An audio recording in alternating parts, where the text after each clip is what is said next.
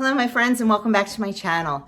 I thought I would bring you along as I cooked dinner tonight because there were a few people that asked me if I would do a cook with me on this recipe. Guys, easiest recipe going. And not only is it easy, it's really impressive, like nice enough to serve to guests. Absolutely delicious, very few ingredients, but full of flavor. And like I said, impressive enough to serve to guests. So let's get started cooking our steak tips and mushrooms. Okay, I am going to halve the amount of meat I use in this tonight because this is just for Doug and I, and we'll actually still get more than 2 servings out of it. So I'm only using a pound of meat and 1 tablespoon of butter. And I just have my steak tips. I sprinkled some salt and pepper and garlic powder on them. You can do whatever you want. And I am putting them in my pan that is sizzling, burning hot.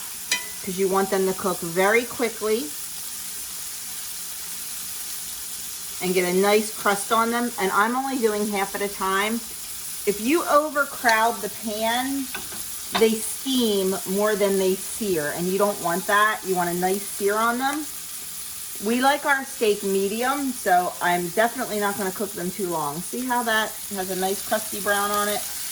That is what you want. So I'm going to leave them about 30 seconds to a minute on each side.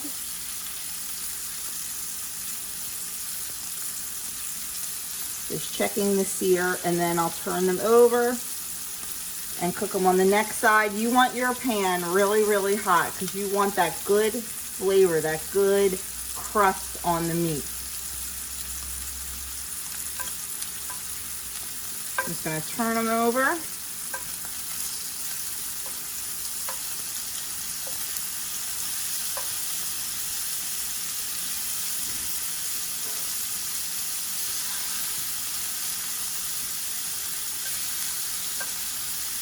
Now, make sure when you make this, you do not use stew beef. If you use stew beef, I know this looks like stew beef, but it's not. Stew beef is not going to get nice and tender.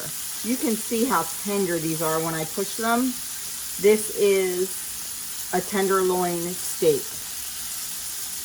You can use a sirloin steak or any kind of steak. You just don't want to use stew beef. So I am just going to make sure these get nice and crusty. I probably should have had the pan a little bit hotter. I'm going to make sure they get nice and crusty on all sides. Some of these will need to be turned on their side because of the way they're cut. And then we're going to put the next batch in. We're just going to take these out, put them aside on a plate until all the meat is done. Okay, our second batch is done, and you can see how beautiful that crust is on there. And that is just going to give so much flavor. So we are going to put these on a plate and set them aside. And then we're going to get mushrooms. Now, we love mushrooms. So I have massive amounts of mushrooms because we love them so much. We're just going to dump them right in the same pan. And we are going to let them cook. Whoop, run away mushroom. We are going to let them mushrooms cook down until they are nice and softened, nice and golden brown. And then they'll start releasing their juices. So you just need to keep stirring them around a little bit until their juices start to release. And you'll know exactly when that happens. So we're just going to let those cook. I'm going to season them a little bit with some salt and pepper. The mushrooms are cooked down. They're getting nice, beautiful color. And this is what I meant about releasing their liquid. Look at all that. You saw the pan was pretty much dry when I put them in. And now there is a ton of liquid going on. So I'm just going to keep it on super high. I'm going to keep cooking these until they're nice and soft because that's how we like them. And then the liquid is actually going to start evaporating and start cooking away. Then we're going to add a few more things, and this dinner is going to be ready. Honestly, about 20 minutes start to finish, and while this is cooking, you can have your sides going. I had asparagus roasting and mashed potatoes. That's our favorite way to serve this because we love to serve the meat and gravy over the mashed potatoes. So I'm going to give these another minute or two and we'll come back, add the rest of the stuff, and we'll be ready to eat dinner. Okay, the mushrooms are done to my liking. I am going to add a half a cup of beef broth. I'm going to add a tablespoon of dried parsley. You could absolutely use fresh too. This is actually fresh from my garden that I dried. I'm going to go a little less than a tablespoon, since I don't have 2 pounds of meat.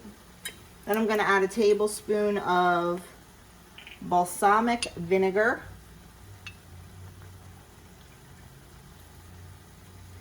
And then this next step is completely optional. I do not have it in the recipe, but I like to add about 2 tablespoons of red wine. I just think it gives it a depth of flavor. Totally optional. It was not in my original version of this, and then one night I just decided to do it, and we really enjoyed it like this. So we are going to just let this, give it a good stir, and let it cook down until it's reduced by about half and it begins to thicken a little. Now, if you like a thicker gravy, because you know I do, you can actually thicken this with a tiny little bit of cornstarch and broth, or cornstarch and water, or something. But we're just gonna let that go just for a couple minutes. Then we're gonna add the beef back in, stir it up, and get ready to serve. Okay, I'm just gonna add the meat and the juices from the meat right back in. I don't want my meat to cook anymore because, like I said, we like it on the medium side, but I just want to get it all mixed in, and that is it, my friends. Look how quick that was, and it's a beautiful dinner. I will show you what it looks like on the plate with the side dishes of our choice. So here it is on the plate. Like I said, we like to serve it with mashed potatoes and roasted asparagus. So there you have the steak tips and mushrooms. Good enough for company, quick enough to throw together after work.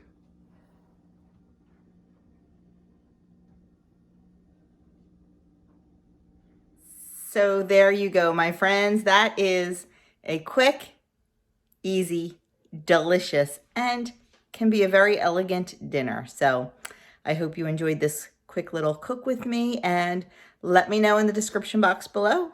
No. The recipe will be linked in the description box below.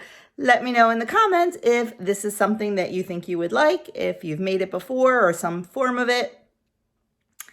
You can add things to it. You can change up the herbs. You can add onions. You can do a whole lot, but just with a few ingredients, it is really packed with flavor, and I like the simplicity of it. So that is it for me. I hope you enjoyed this. And if you haven't already subscribed, I would love you to hit that subscribe button and the notification bell. Leave me a comment. Share this with someone if you think they would like to make it. Thanks again for watching, and I'll see you in my next video.